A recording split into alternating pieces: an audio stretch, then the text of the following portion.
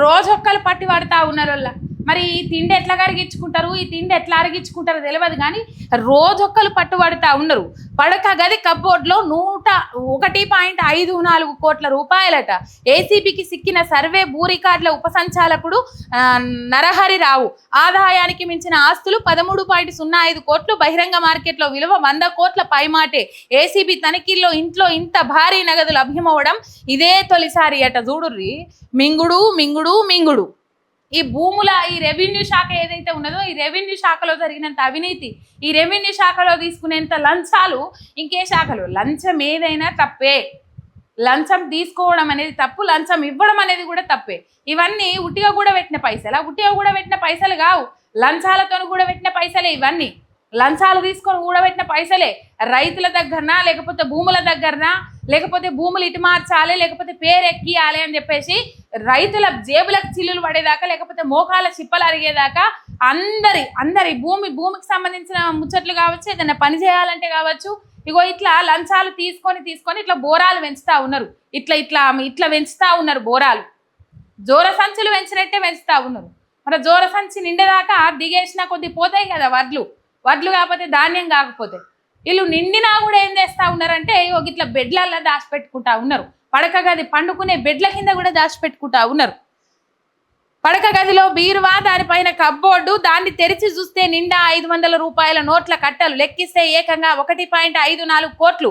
Telangana survey settlement భూ రికార్డులు multi zone 2 ఉపసంచాలకుడు సుంకరి నరహరిరావు అవినీతి ప్రతాపం ఇది. హైదరాబాద్ పాత బస్తీ చెత్రినాకలోని నరహరిరావు ఇంటికి మంగళవారం తెల్లవారుజామునే చేరుకున్న ఏసీబీ డీఎస్పీ గంగసాని శ్రీధర్ నేతృత్వంలోని అధికారుల బృందం చేపట్టిన సోదాల్లో కట్టలుగా అవినీతి సొమ్ము బహిర్గతమైంది. ఆరోపణల నేపథ్యంలో కొద్ది రోజులుగా ఆదాయానికి మించిన ఆస్తులు చిట్టాపై లోతుగా ఆరాధించిన ఏసీబీ బృందాలు మంగళవారం ఆయన ఇంటితో పాటు మరో 11 చోట్ల ఏకకాలంలో సోదాలు నిర్వహించడంతో ఆ గుట్టు రట్టయింది. నగదు కట్టలే కాకుండా పెద్ద ఎత్తున ఇతర అక్రమాస్తుల్ని గుర్తించిండ్రు.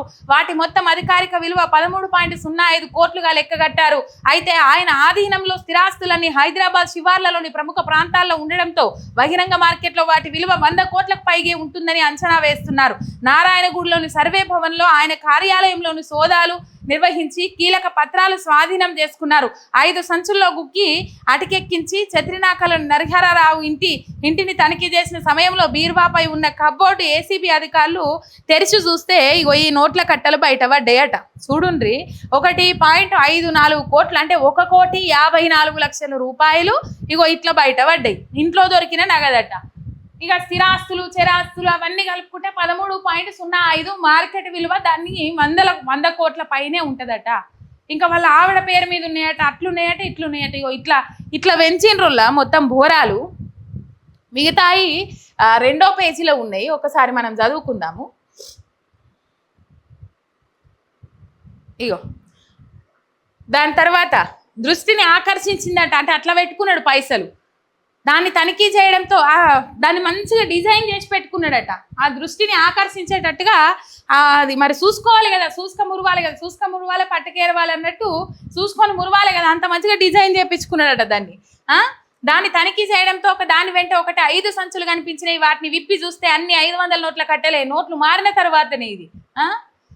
ఏసీబీ అధికారులు విస్తుపోయారు. వాటిని లెక్కించగా మొత్తం 1,54,00,000 ఉన్నట్లు తెలిసింది. ఆదాయానికి మించిన ఆస్తుల కేసుల్లో తనిఖీల సమయంలో ఒకే ఇంట్లో ఇంత పెద్ద మొత్తం నగదు లభించడం ఏసీబీ చరిత్రలోనే ఇదే తొలిసారి.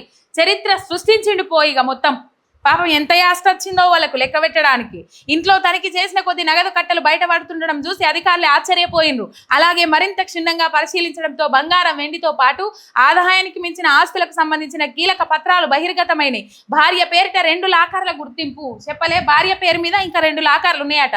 నరహరిరావుకు చెందిన బ్యాంకు ఖాతాల పాసు పుస్తకాలని పరిశీలించగా వాటిలో 2.29 కోట్లు ఉన్నట్టు తేలింది. బ్యాంకుల్లో ఏకంగా 5.04 కోట్ల మేర ఫిక్స్డ్ డిపాజిట్లు ఉన్నట్లు వెల్లడైంది. దీంతో ఆయా ఖాతాల్ని స్తంభింపజేయాలని బ్యాంకు అధికారులకు సమాచారం అందించారు. నరహరిరావు భార్య పేరిట 2 లాకర్లు ఉన్నట్టు ఏసీబీ అధికారులు గుర్తించారు. ఇంట్లోనే అంత భారీగా నగదు ఆభరణాలు లభ్యం కావడంతో లాకర్లలో మరింతగా సొత్తు ఉంటుందని అనుమానిస్తా ఉన్నారు. బుధవారం వాటిని తెరవనున్నారు అని చెప్పేసి ఇక్కడ కనబడతా ఉన్నది. సోదాల అనంతరం మంగళవారం సాయంత్రం నరహరిరావును అరెస్టు చేసినట్లు ప్రకటించారు.